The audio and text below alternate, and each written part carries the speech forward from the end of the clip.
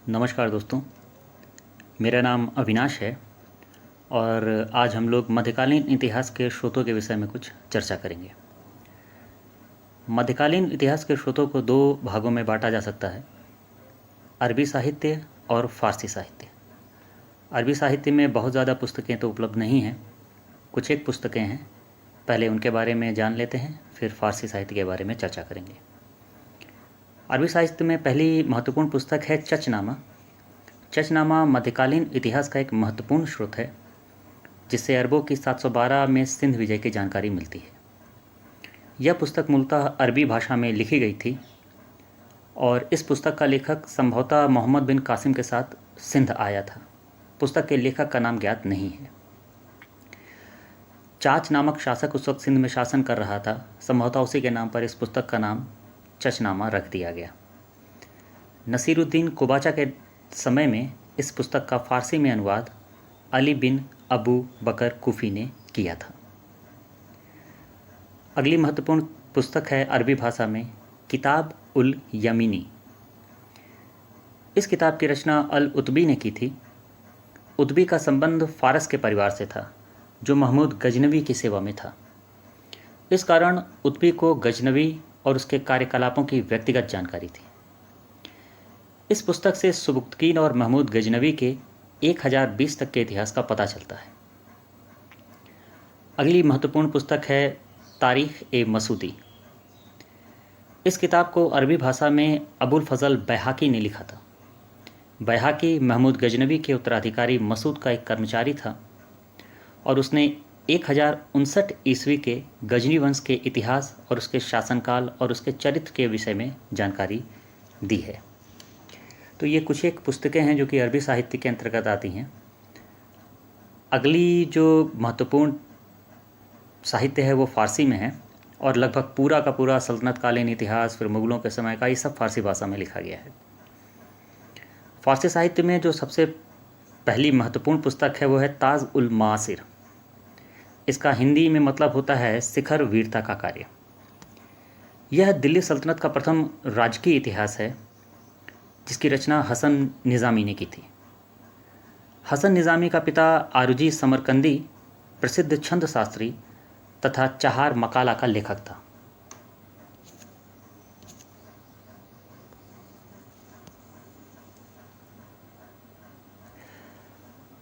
Mongol आक्रमण के भय से ये लोग डरकर भारत आ गए। इस पुस्तक में 1191 से 1229 तक के हालात दिए गए हैं। पहले ये पुस्तक 1229 तक नहीं लिखी गई थी, लेकिन 1229 को ऐड करने से इसमें एक बहुत इम्पॉर्टेंट जानकारी मिल जाती है कि जिसमें इल्तुतमिश को खिलत प्रदान की जाती है खलीफा के द्वारा। तो ये इससे एक साक्ष्य मिल जाता है इस पुस्तक में। यह पुस्तक फ़ारसी भाषा में लिखी गई है, लेकिन इसमें अरबी भाषा के कई शब्द मिलते हैं। इसकी भाषा उपमा, रूपक और अलंकारों से भरी हुई है। वास्तव में देखा जाए तो ताजुल मासिर तबकात नासरी का पूरक है। इसमें कई ऐसी चीज़ें मिलती हैं जो कि तबकात नासरी में नहीं मिलती हैं, तो ये एक दूसरे के पूरक इन पुस्तकों को माना गया है। वास्तव में ये रचना एक प्रशस्ति है। प्रशस्ति को फाथनामा कहते थे और वह प्रशस्ति लिखकर सुल्तान कुतुबुद्दीन ऐबक को प्रसन्न करना चाहता था, लेकिन दुर्भाग्यवश सुल्तान की पहले ही अचानक मौत हो जाती है, पता ही है हमें। इस पुस्तक में कई महत्वपूर्ण जानकारी मिलती है, जैसे सल्तनत काल में जौहर प्रथा का प्रथम उल्लेख इस पुस्तक में मिल जाता है। लेकिन ये पुस्तक में कई ऐसी जानकारियाँ भी हैं जो कि सत्य नहीं हैं, जैसे कि निज़ामी ने दिरहम और दिनार को चलाने का श्रेय ऐबक को दिया, जबकि ऐसी बात नहीं थी। लेकिन फिर भी इस पुस्तक का काफ़ी ज़्यादा महत्व है, जबकि थोड़ी क्लिष्ट है, कठिन है ये पुस्तक फिर भी। अगली महत्वपूर्ण पुस्तक है तबकात ए नासिरी। इस पुस्तक का लेखक मिनहाज उस सिराज है। मिनहाज पहले सिंध पहुंचता है और फिर कुबाचा की सेवा में आ जाता है। बाद में उसे मदरसा फ़िरोज का शिक्षक भी बना दिया जाता है। उसने अपनी पुस्तक के लेखन का कार्य 1259 में प्रारंभ किया। सुल्तान नासिरुद्दीन महमूद को यह पुस्तक समर्पित है। यह पुस्तक कुल 23 तबकों में विभक्त है। इसमें आदम से प्रारंभ कर नासिरुद्दीन महमूद के 15वें वर्ष का इतिहास दिया गया है। पुस्तक फारसी गद्य में लिखी गई है, जिसकी भाषा सरल और स्पष्ट है। इसमें ताजुल मासिर के समान कठिन भाषा का या फिर अरबी शब्दों का प्रयोग ज़्यादा नहीं किया गया है। ये पुस्तक 1206 से 1260 तक के इतिहास के लिए सर्वाधिक महत्वपूर्ण मानी जाती है, क्योंकि इस काल का इतिहास सिर्फ तबकात नासरी में ही मिलता है। पुस्तक प्रधानतः राजनीतिक इतिहास है।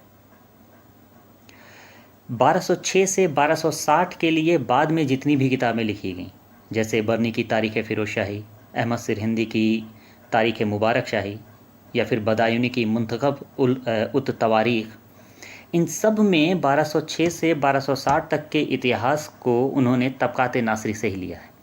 इससे इसकी इम्पोर्टेंस पता चल जाती है। इस पुस्तक से समकालीन सैनिक इतिहास के विषय में बहुत महत्वपूर्ण जानकारी मिलती है। लेखक बताता है कि इल्तुतमिश ने उज्जैन के महाकाल के मंदिर को नष्ट भ्रष्ट कर दिया था।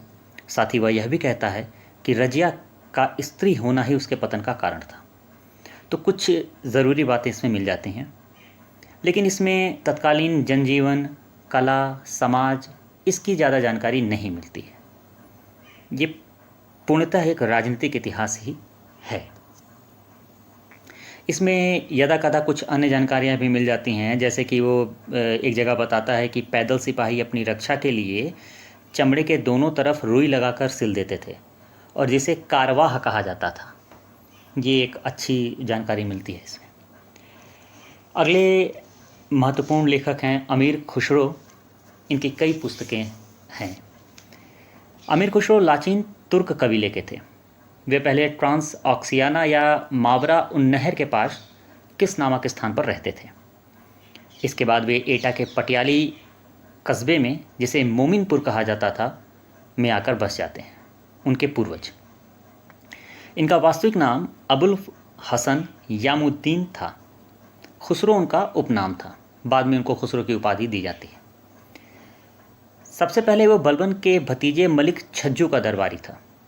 बाद में बलबन के लड़के राजकुमार मोहम्मद के साथ ये लाहौर चला जाता है और 1285 में जब मोहम्मद मारा जाता है मंगोलों के आक्रमण के दौरान, तो उसके बाद अमीर खुसरो को भी मंगोलों के द्वारा पकड़ लिया जाता है।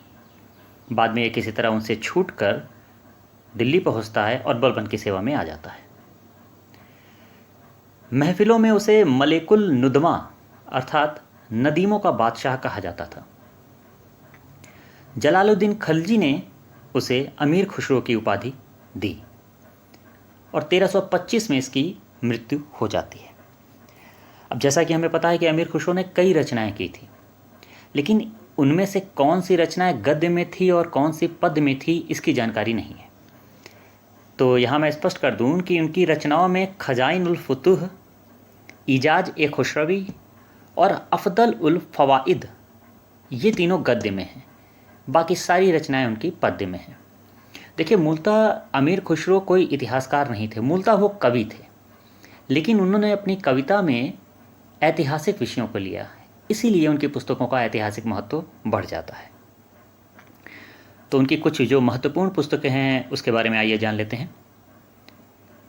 किरान उस सदैन, इसकी रचना अमीर खुसरो ने 1289 में की थी, 1289 में की थी।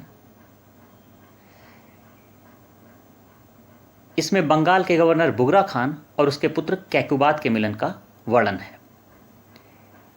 इन दोनों का मिलन अवध में सरयू नदी के तट पर हुआ था और बाद में कैकुबाद के कहने पर ही अमीर खुसरो ने इसकी रचना की थी। देखिए, बात यह थी कि कैकुबाद जब शासक बनता है तो वो बहुत से व्यसनों में घिर जाता है। दरअसल उसका जो पालन पोषण हुआ था वो बलबन के कठोर निगरानी में हुआ था, लेकिन जब वो शासक बनता है तो उसको एकदम खुली छूट मिल जाती है और वो अय्याशियों की गिरफ्त में आ जाता है। इसी कारण वो अपने शासन पर ध्यान नहीं दे पाता है और जब ये बात उसके पिता बुगरा खान को पता चलती है, जो कि बंगाल का गवर्नर था, तो वो उसके मिलता है और उसको शासन कार्यों की ओर ध्यान देने के लिए कहता है। अमीर खुसरो इन सारे वाक़यात का आई विटनेस था, प्रत्यक्षदर्शी था, और इसी वजह से उसने इसकी रचना की, कैकुबात के कहने पर। अगली महत्वपूर्ण पुस्तक है मिफ्ताह उल फुतूह। इसका तात्पर्य है विजयों की कुंजी। दरअसल इसमें 1291 में अमीर खुसरो ने जलालुद्दीन खिलजी के 1 वर्ष के विजयों का वर्णन किया है। 1 वर्ष में उसने कुल 4 विजयें जो की थीं, उसका वर्णन ही इस पुस्तक में मिलता है, इसीलिए इसका नाम मिफ्ताह उल फुतूह या विजयों की कुंजी रख दिया गया था। अगली पुस्तक है खजाइन उल फुतूह या तारीख़ अलाई भी से कहा जाता है। इसकी रचना अमीर खुसरो ने 1311 में समाप्त की। इसमें अलाउद्दीन खिलजी के 1295 से लेकर 1311 तक की घटनाओं का वर्णन है। साथ ही इसमें अलाउद्दीन के प्रशासन, बाजार नियंत्रण और उसके समाज सुधार का भी वर्णन दिया गया है। इस पुस्तक की सबसे महत्वपूर्ण विशेषता है कि इसमें वास्तुकला और अलाउद्दीन की दक्षिण विजय का जो वर्णन है वो इसको सबसे ज़्यादा महत्वपूर्ण बनाता है। अलाउद्दीन ने जो दक्षिण विजय की थी पूरी अपनी, माबर की, देवगिरी की, इन सब की, तो उसका जो वर्णन है ये इसको बहुत महत्वपूर्ण बनाता है इस पुस्तक को। अगली कृति है आशिका।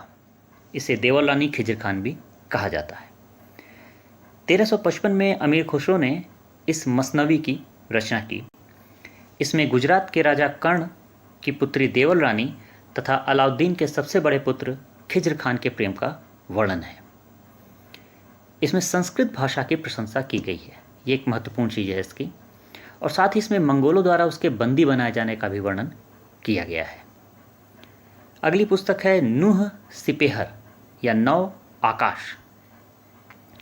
इस पुस्तक की रचना अमीर खुसरो ने मुबारक शाह खिलजी की आज्ञा से की थी। अमीर खुसरो की इस रचना में कुल 9 अध्याय हैं और इसमें भारत की बड़ी प्रशंसा की गई है। वह भारत की महानता के 10 प्रमाण देता है, जैसे सुन्नी की खोज भारत में हुई, कलीला व दिमना या जिसे पंचतंत्र भी कहते हैं उसकी रचना भारत में हुई, जो कि बहुत इम्पॉर्टेंट किताब मानी जाती है, शतरंज का आविष्कार भारत में हुआ, भारतीय संगीत, इन सब के प्रमाण देता है कि इस कारण भारत एक महान देश है। तो अगर ये प्रश्न है कि किस पुस्तक में भारत की प्रशंसा की गई है तो वो नूह सिपेहर ही है। अगली पुस्तक है इजाज ए खुशरवी। 70 वर्ष की आयु में अमीर खुसरो ने इसकी रचना की और इस पुस्तक को उसने किसी उमरा या किसी शासक के आगे से नहीं लिखा, उसने स्वयं लिखाया था। इसकी जो घटनाएं हैं उस पे किसी का दबाव नहीं था उसके ऊपर। अगली किताब है तुगलकनामा। ये खुसरो की अंतिम ऐतिहासिक रचना है। इसे गयासुद्दीन तुगलक के कहने पर अमीर खुसरो ने लिखा। इसमें मुबारक शाह खिलजी की चरित्रहीनता, खुसरो के द्वारा सल्तनत का हस्तांतरण आदि का वर्णन किया गया है। इन सारी पुस्तकों के अतिरिक्त अमीर खुसरो ने कई कविताओं की रचना की, जैसे गुर्रतुल कमाल। ये कविताओं का संकलन है, ये अमीर खुसरो ने लिखा। उसने हमसा नामक एक ग्रंथ की भी रचना की। दरअसल हमसा नामक जो ग्रंथ होते थे वो बड़े कठिन होते थे। उसमें बहुत लंबी लंबी 5 प्रकार की कविताएं दी जाती थी और उसमें बड़े लंबे आलेख लिखे जाते थे। और हमसा को लिखने में किसी कवि का लगभग पूरा जीवन चला जाता था। लेकिन कहा जाता है अमीर खुसरो ने जो अपने हमसा की रचना की वो उसने 5 या 6 साल के अंदर ही उसने कंप्लीट कर दी थी। उसके हमसा में 5 ग्रंथ हैं, इसीलिए इसे पंचगंज भी कहा जाता है।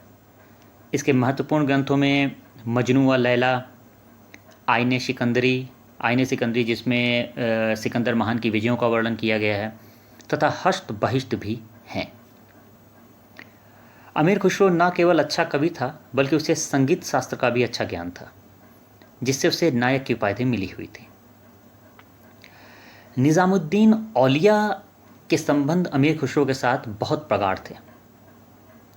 निज़ामुद्दीन औलिया कहते थे कि खुसरो मेरे गुप्त विचारों का रखवाला है, और वे साथ में ये भी कहते थे कि मैं स्वर्ग में भी बिना खुसरो के पैर न रखूँगा। इतना ज़्यादा उससे प्रेम करते थे। निज़ामुद्दीन औलिया ने ही खुसरो को मिफ्ताह उस समा अर्थात संगीत की कुंजी तथा तुर्कुल्लाह अर्थात अल्लाह का प्रेम पात्र की उपाधि दी थी। तो ये खुसरो की जितनी भी महत्वपूर्ण रचना है उसके बारे में एक छोटा सा नोट है। अगली जो महत्वपूर्ण फ़ारसी भाषा की पुस्तक है वह है फुतूह उस सलातीन। इस ग्रंथ के रचयिता अब्दुल मलिक इसामी का जन्म 1311 में दिल्ली में हुआ था। जब मोहम्मद बिन तुगलक राजधानी परिवर्तन करता है तो उस वक्त इसामी 16 वर्ष का था और उसके पिता की मौत हो चुकी थी। वो अपने दादा के साथ रहते थे। अपने दादा के साथ ही वह दौलताबाद की तरफ, दौलताबाद या देवगिरी एक ही बात है, के साथ की तरफ कूच करते हैं, लेकिन रास्ते में उनकी दादा की मौत हो जाती है। इस सब का इसामी के ऊपर बहुत बुरा प्रभाव पड़ता है और उसके मन में मोहम्मद बिन तुगलक और उसकी नीतियों के प्रति एक स्थायी कटुता पैदा हो जाती है। यही वजह थी कि जब बाद में राजधानी परिवर्तन वापस लिया गया, लेकिन फिर भी इसामी लौटकर दिल्ली वापस नहीं आता है। उसने वहीं पर रुका हुआ और बहमन शाह का संरक्षण पत्र स्वीकार कर लिया। बहमन शाह बहमनी साम्राज्य का जो संस्थापक था, उसके दरबार में आ जाता है। इसामी ने अपनी पुस्तक फुतूह सलातीन को 10 दिसंबर 1349 को लिखना शुरू किया और सिर्फ 5 माह में 14 मई 1350 में लिखकर पूर्ण कर दिया। इस पुस्तक में महमूद गजनवी से प्रारंभ कर 1349 तक की घटनाओं का वर्णन किया गया है। इस पुस्तक में इसामी मोहम्मद बिन तुगलक के प्रति बहुत कठोर शब्दों का उपयोग करता है, कई बार उसके लिए अपशब्दों का प्रयोग करता है। साथ ही इस पुस्तक में बहमनी राज्य की स्थापना के प्रथम 3 वर्षों का इतिहास भी लिपिबद्ध किया गया है। ये बहुत महत्वपूर्ण जानकारी है। बर्नी और इसामी ये दोनों समकालीन थे, लेकिन संभवतः दोनों एक दूसरे से अपरिचित थे। और इसामी की जो पुस्तक लिखी गई वो 7-8 वर्ष पूर्व लिखी गई, लेकिन बर्नी ने संभवतः इसे पढ़ा नहीं था। ये बात इसलिए मेंशन की जा रही है क्योंकि बर्नी ने अपने ऐतिहासिक स्रोतों के विषय में विस्तार से बताया है, लेकिन उसमें कहीं भी फुतूह उस सलातीन का नाम नहीं है। यानी पुस्तक पहले लिखी गई, लेकिन बर्नी ने उसे पढ़ा नहीं था।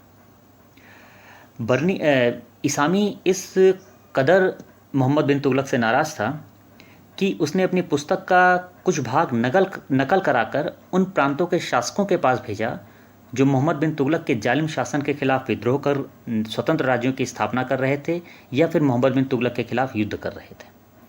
और इसी वजह से उसने अपनी पुस्तक का नाम फुतूह उस सलातीन यानी सम्राटों की विजय रखा। ये पुस्तक भी काव्य शैली में ही लिखी गई है।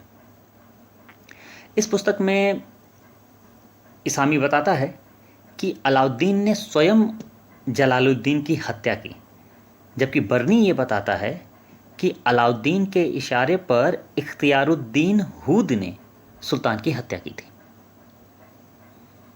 ये बहुत ही इम्पॉर्टेंट जानकारी इसमें मिलती है। साथ में वो अफ़गानपुर के महल की घटना का भी जिम्मेदारी मोहम्मद बिन तुगलक के ऊपर ही मढ़ता है। मोहम्मद बिन तुगलक की अफ़गानपुर की घटना आपको पता होगा कि जिसमें गयासुद्दीन तुगलक जो कृत्रिम महल का निर्माण किया था उसके नीचे दबकर मर जाता है। तो अफ़गानपुर की घटना की जिम्मेदारी भी इसामी मोहम्मद बिन तुगलक के ऊपर ही रखता है। इस पुस्तक में कई महत्वपूर्ण जानकारियाँ मिलती हैं, लेकिन इस पुस्तक का सबसे बड़ा दोष इसका सांप्रदायिक संकुचित दृष्टिकोण है। साथ ही इस पुस्तक में सामाजिक सांस्कृतिक जीवन का वर्णन भी नहीं किया गया है। ये बात सत्य है कि फुतूह उस सलातीन एक निराश अवसादग्रस्त मस्तिष्क का लेखन है और यह छाप उसके संपूर्ण ग्रंथ में दिखाई देती है। अगली महत्वपूर्ण पुस्तक है तारीख फिरोज शाही, जिसको कि जियाउद्दीन बर्नी ने लिखा। जियाउद्दीन बर्नी समकालीन सल्तनत काल के इतिहासकारों में प्रथम इतिहासकार था जो कि भारत में पैदा हुआ था। 1285 में बरन या बुलंद शहर में उसका जन्म हुआ था।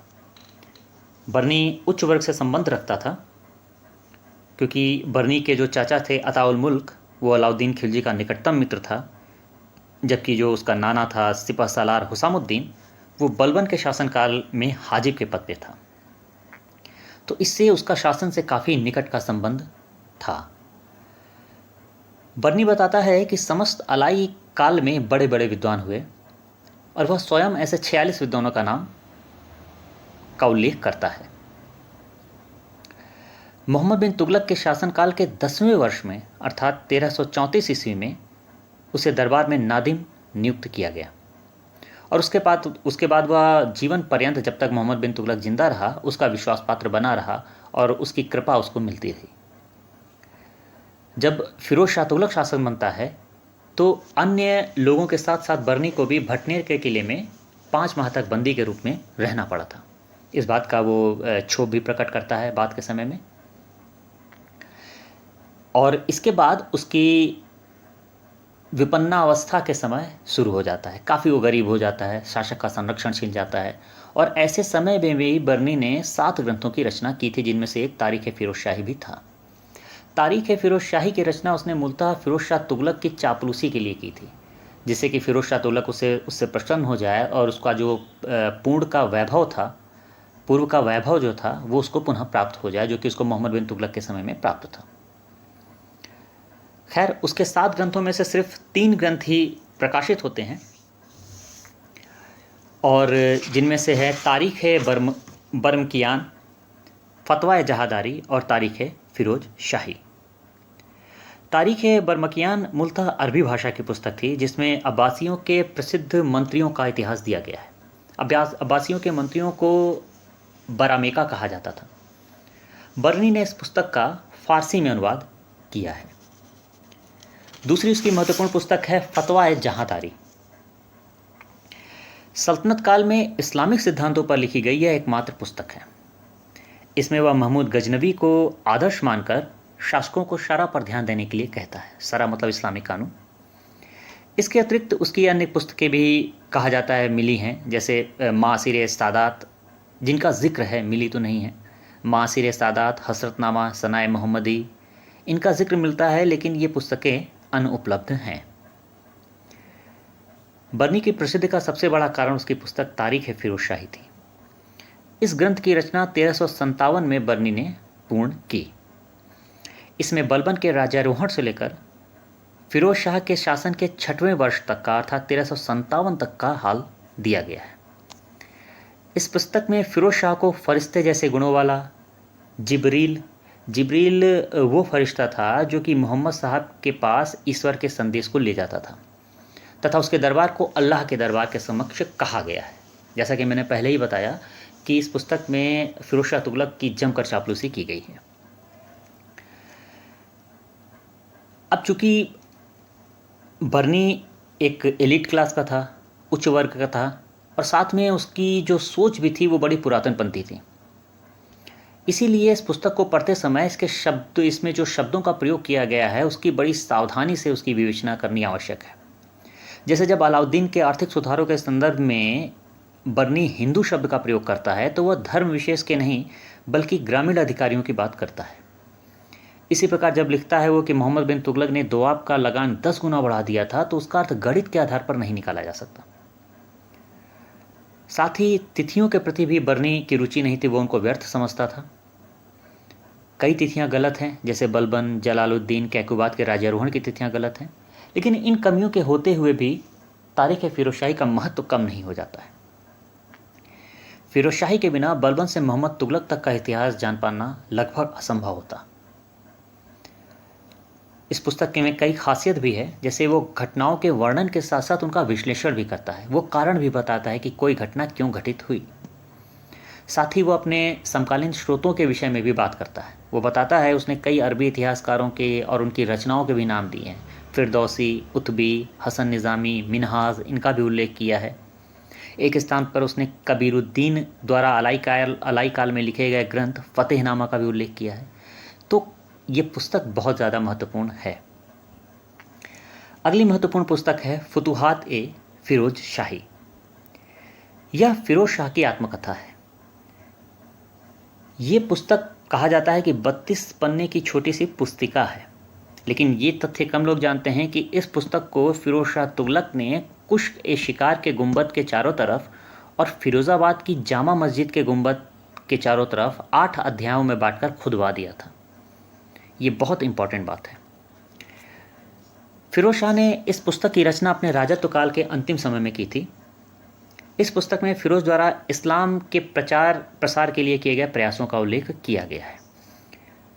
फ़िरोज़ शाह तुगलक की एक इच्छा थी कि वो अपने आप को इस्लाम का पुरोधा माने और इस्लाम के हित में उसने जो कार्य किए उसको लोगों को बताए, तो इस वजह से उसने इस पुस्तक की रचना की है। उसने बताया कि उसने इस्लाम में वर्णित करों को लिया है, ब्राह्मण पर जजिया लगाया है, मंदिरों को तोड़ा है, आदि ऐसे कार्य उसके जो साहस भरे कार्य हैं उसके हिसाब से उसका उसने वर्णन किया है। साथ ही वह यह भी बताता है कि उसे खलीफा के दरबार से एक मानपत्र प्राप्त हुआ था जिसमें उसे सैयद उस सलातीन अर्थात सुल्तानों की नेता की उपाधि दी गई थी।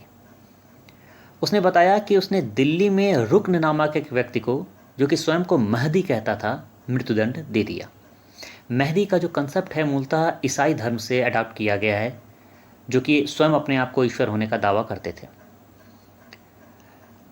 अब ये बात, और साथ में उसने अपनी पुस्तक में कई जगह ये लिखा है कि उसने ऐसे पहले के चलने वाले सल्तनत काल में ऐसे कई कठोर दंडों को समाप्त कर दिया था, जैसे कि हाथ पैर कटवाना, नाक कटवा देना, कान कटवा देना, ऐसी यातनाओं को उसने बंद करा दिया था।